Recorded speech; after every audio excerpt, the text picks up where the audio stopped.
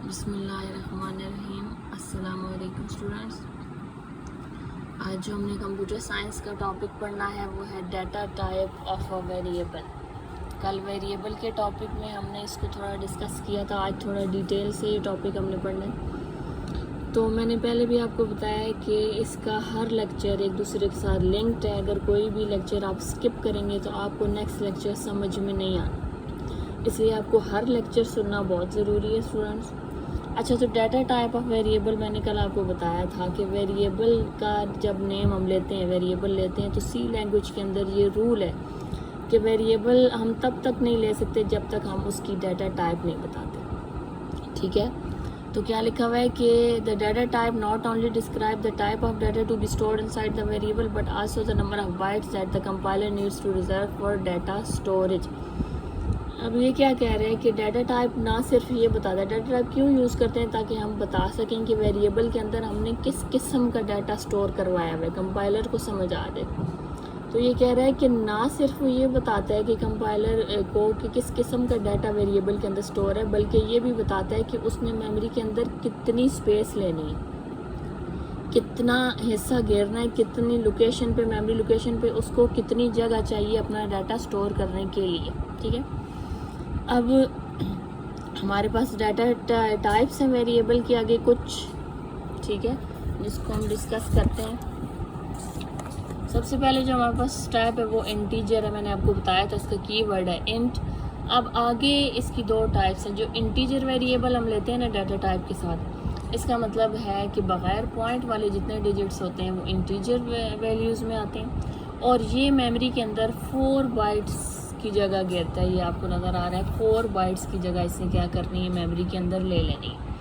लेकिन कुछ कंपाइलर ऐसे होते हैं जो हम मतलब आईडी यूज़ कर रहे हैं, वो क्या करते हैं कि इंटीजर के लिए ना सिर्फ 2 बाइट्स की जगह वो घेरने देते हैं, तो फिर उन 2 बाइट्स में जितना डाटा स्टोर हो सके वो हम उतना ही लेते हैं। अब ये आपका MCQs भी हो सकता है कि इंटीजर डाटा टाइप कितनी मेमोरी जो है वो घेरती हैं, कितनी लेती हैं, तो 4 bytes of memory. Integer data type में आके 2 टाइप्स हैं, साइंड इंट और अनसाइंड इंट।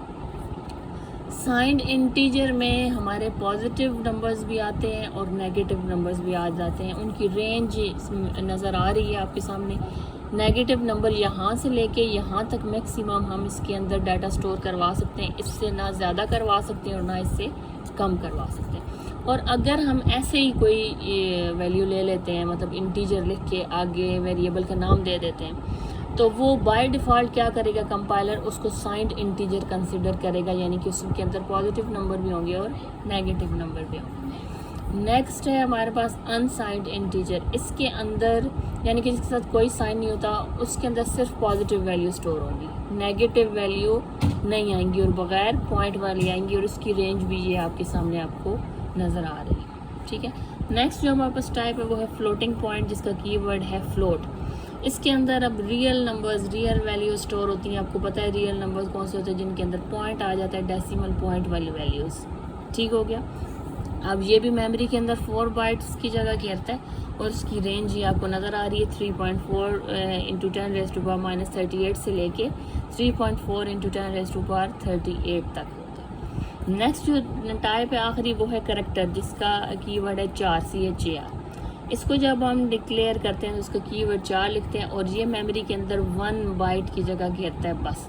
अब पीछे भी मैंने आपको बताया, पहले भी बताया है कि 4 यानी कि करेक्टर वेरिएबल जो हम डिक्लेयर करते हैं डाटा टाइप, इसके अंदर कोई एक सिंगल करेक्टर आता है जिसको हम सिंगल कोटेशन के अंदर, सिंगल कोड के अंदर लिखते हैं। वो कोई अपर केस अल्फ़ाबेट भी हो सकता है, लोअर केस अल्फ़ाबेट भी हो सकता है, वो कोई नंबर भी हो सकता है, कोई स्पेशल करेक्टर भी हो सकता है। ठीक है, इतनी बात आपको समझ आ गई है। अच्छा, एक और बात मैं आपको बता दूं कि जब हम वेरिएबल का नेम लेते हैं ना, उसके साथ उसको डाटा टाइप बता देते हैं, तो इस चीज़ को कहते हैं डिक्लेरेशन। इस चीज़ को वेरिएबल डिक्लेरेशन भी कहते हैं कि हमने डिक्लेयर कर दिया कि इसके अंदर किस किस्म की वैल्यू स्टोर होगी।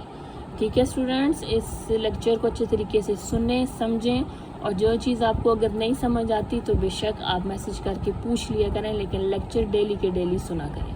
ठीक है, अल्लाह हाफिज़।